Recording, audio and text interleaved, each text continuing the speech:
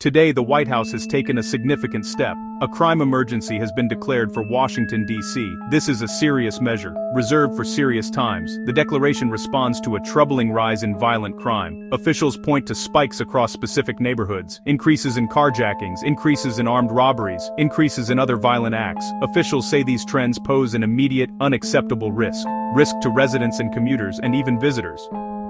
Core purpose: surge resources fast to restore a sense of security and cut through delays.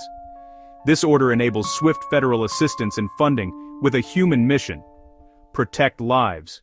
The declaration gives the federal government specific tools to use in D.C.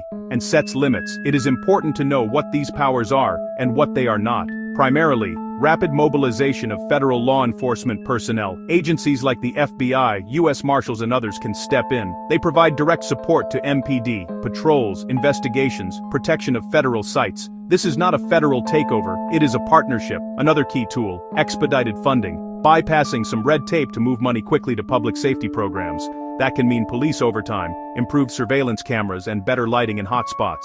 Victim support and targeted community violence interruption. Temporary measures, localized curfews, gathering rules, park restrictions, clearly defined and time-limited. Crucially, nothing suspends the Constitution. For the average resident, expect a more visible law enforcement presence. Federal officers will supplement MPD across the city. More patrols near transit, commercial corridors, and high-crime blocks. At metro and bus hubs, you may see officers on platforms and entrances. Intent: safer travel. But expect occasional slowdowns. Evening rhythms may shift with localized curfews or park rules. A park open till 11 p.m. could close after sundown, affecting dog walks and late meetups. Families may welcome added security at schools and playgrounds. Also, new conversations about interacting with police and knowing your rights. Shopping may feel safer, but with more scrutiny in heavily patrolled areas. Community events may need extra coordination and permits. Stay updated on guidelines so civic life can continue safely. The emergency will create economic ripples for workers and local businesses. Retail and hospitality hope crime drops. Robberies, shoplifting, vandalism have cut hours and raised costs. Visible patrols can deter crime, keep doors open later, draw customers back. But stricter loitering rules or curfews can hurt foot traffic. Late-night businesses risk losses under localized curfews. The aim is safety, but vulnerable communities can face heavier burdens. Historically, more intensive policing falls on low-income and minority neighborhoods. Aggressive tactics can increase stop-and-search encounters, even for commuters and shoppers. Emergency orders may be used to clear encampments, risking loss of IDs, medicine, survival gear. Shelters can be full. Displacement disrupts care and social services. Arrests or fines can pull workers from jobs and spiral into debt. A surge can strain public defense, risking rushed pleas and unequal outcomes. Yet these same communities are often most victimized. Fair execution can bring real safety.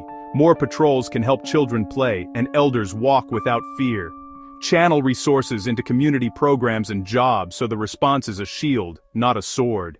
The Constitution and Bill of Rights remain in full effect. Your fundamental civil liberties are not suspended. Free speech, online and in public, remains protected. You can still organize peaceful protests. Law enforcement cannot silence dissent based on views. You are protected from unreasonable searches. Warrants and probable cause still apply. You may ask, "Am I free to go?" And you may remain silent. You have the right to an attorney. Courts operate independently, issuing warrants, presiding over trials, upholding rights. Separation of powers safeguards against overreach. No one is above the law. Local government, ANC meetings, and public hearings continue. This is a time for more civic engagement. As DC enters this emergency, the most important thing is to stay informed and prepared. Follow reliable local news, DC government, and the mayor's office for accurate updates. Track any designated enforcement zones and available resources. Avoid rumors and unverified posts. Review safety habits, well-lit routes, awareness. Tell someone your plans. Keep your phone charged and carry identification. Connect with neighbors. A connected community is a safer community. Know your rights. You can ask, "Am I free to go?"